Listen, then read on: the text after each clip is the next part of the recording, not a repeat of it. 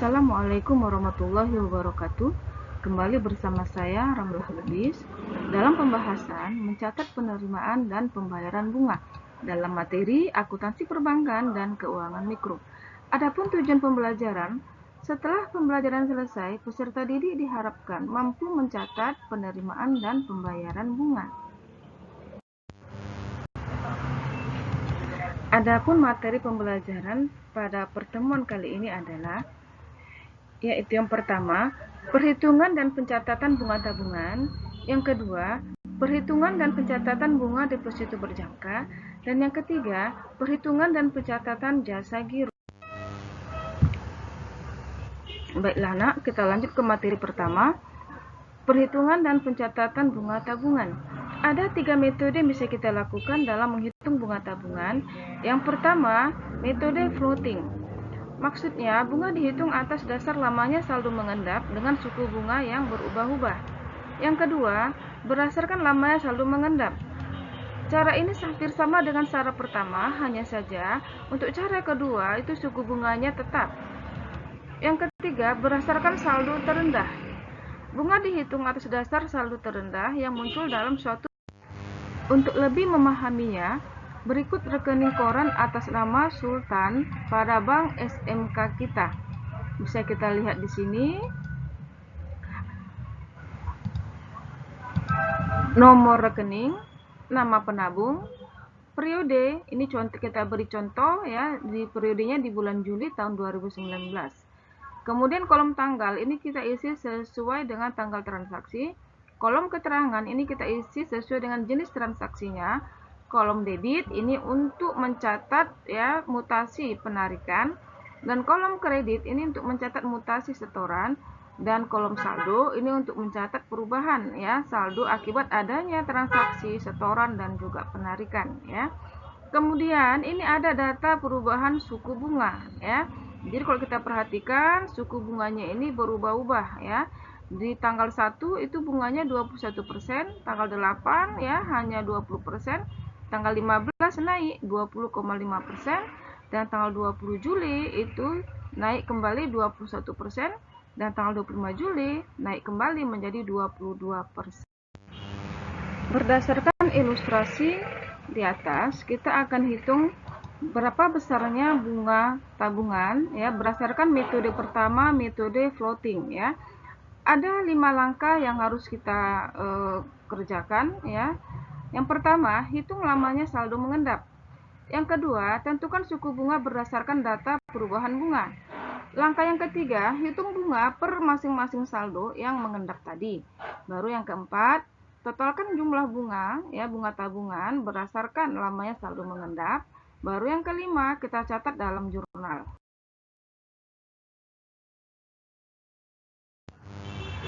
Baiklah nak, untuk lebih memudahkan kita dalam menghitung besarnya bunga tabungan, berikut tabel penyelesaian yang agar kita lebih memudahkan kita dalam penghitungan nantinya.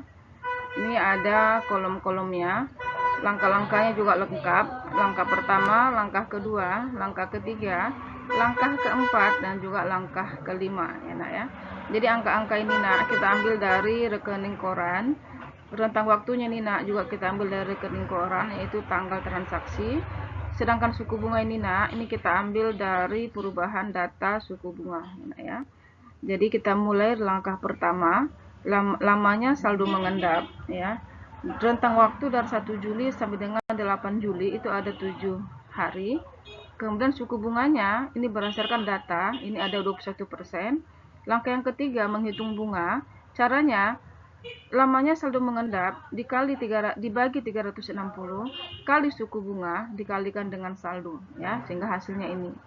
Ya, ini juga demikian caranya sama.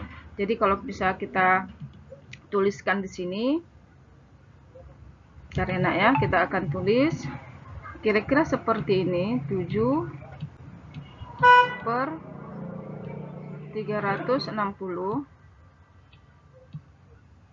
kemudian dikali suku bunganya 21%, kemudian kalikan dengan saldonya, saldo 30 juta. Hasilnya 122.500. Nah, ya. Jadi cara yang berikutnya itu sama ya, saldo-saldo berikutnya sama. Misalnya untuk yang ini ya, 3/360 dikalikan dengan 20% dikalikan 30 juta ya, ini hasilnya. Begitu seterusnya dengan cara yang sama. Masuk langkah keempat, totalkan jumlah bunganya ya. Langkah yang kelima, kita jurnal. Caranya jurnal dalam pencatatan ini ada dua ya, pihak bank dan juga pihak nasabah ya. Bagi pihak bank, bunga adalah beban, sedangkan bagi nasabah bunga adalah pendapatan ya. Jadi pihak bank akan mendebit beban bunga tabungan, kreditnya tabungan rekening atas nama Sultan.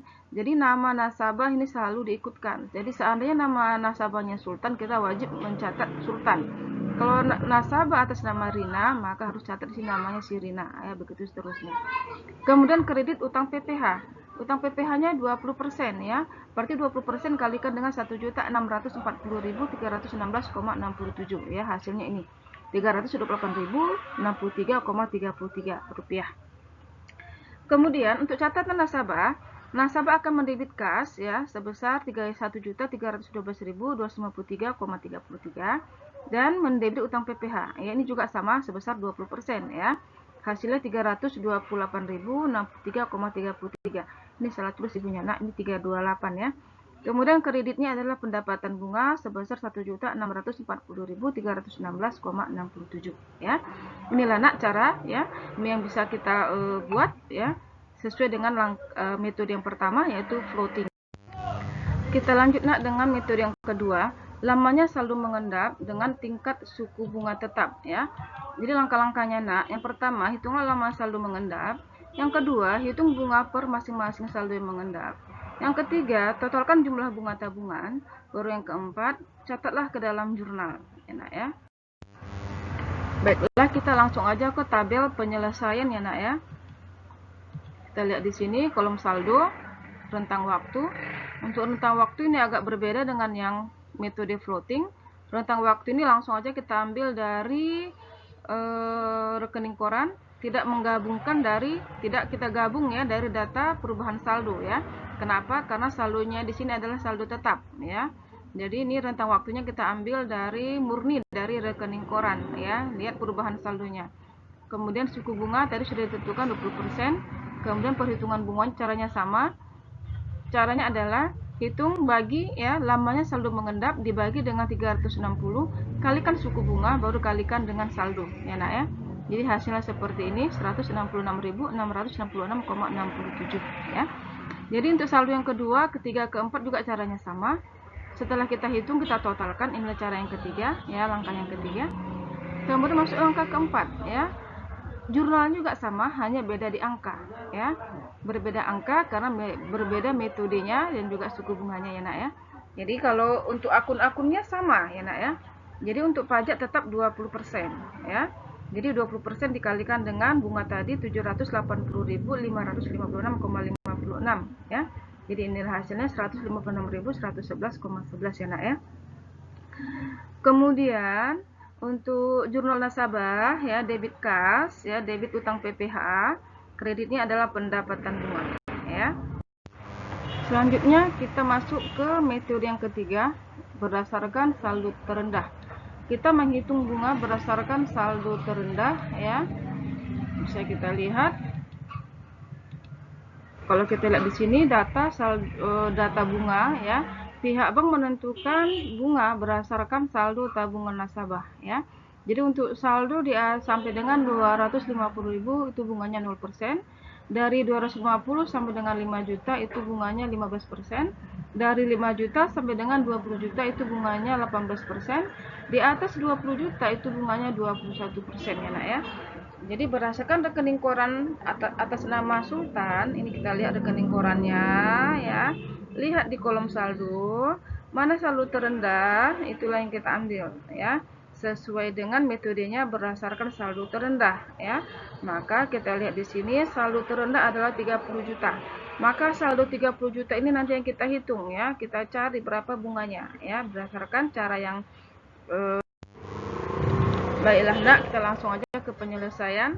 Kita hitung besar bunga tabungan ya. Caranya hitunglah saldo terendah tadi yang 30 juta kalikan dengan 1/12 dikalikan dengan 21% ya. Jadi angka 21% ini kita ambil berdasarkan saldo ya tabungan tadi, rentang bunga berdasarkan saldo tabungan yang sudah ditentukan oleh pihak bank ya nak ya. Jadi ini yang 30 juta ini berada di rentang 21% ya, atau 21% ini berada di rentang 30 juta ya nak ya. Jadi setelah kita kalikan hasilnya 525.000 ya. Jadi jurnalnya untuk pihak bank caranya sama seperti cara pertama yang kedua, hanya beda di angka saja ya nak ya. Jadi utang PPh tetap 20% dikalikan dengan bunganya tadi ya. Kemudian untuk jurnal nasabah ya, cara juga sama, debit kas, debit utang PPh, kreditnya adalah pendapatan bunga ya. Baiklah nak, untuk lebih memudahkan ya dalam memahami ya penghitungan bunga tabungan, berikut ada ilustrasi ya dari rekening koran atas nama Anissa ya pada Bank SMK ya, bisa kita lihat di sini mutasinya. Jadi tugasnya nak sama ya seperti ilustrasi soal tadi, menghitung bunga tabungan. Hanya saja yang ibu minta di sini hanya berdasarkan cara yang kedua ya, berdasarkan lamanya saldo mengendap dengan suku bunga tetap. Jadi bunganya sudah ditentukan 12% per tahun ya. Kemudian kamu catatlah nak ke dalam jurnal, baik bagi Bank SMK maupun bagi pihak nasabah. Hanya ini nak yang bisa ibu sampaikan dalam video pembelajaran kali ini ya. Semoga bermanfaat ya. Terima kasih. Wassalamualaikum warahmatullahi wabarakatuh.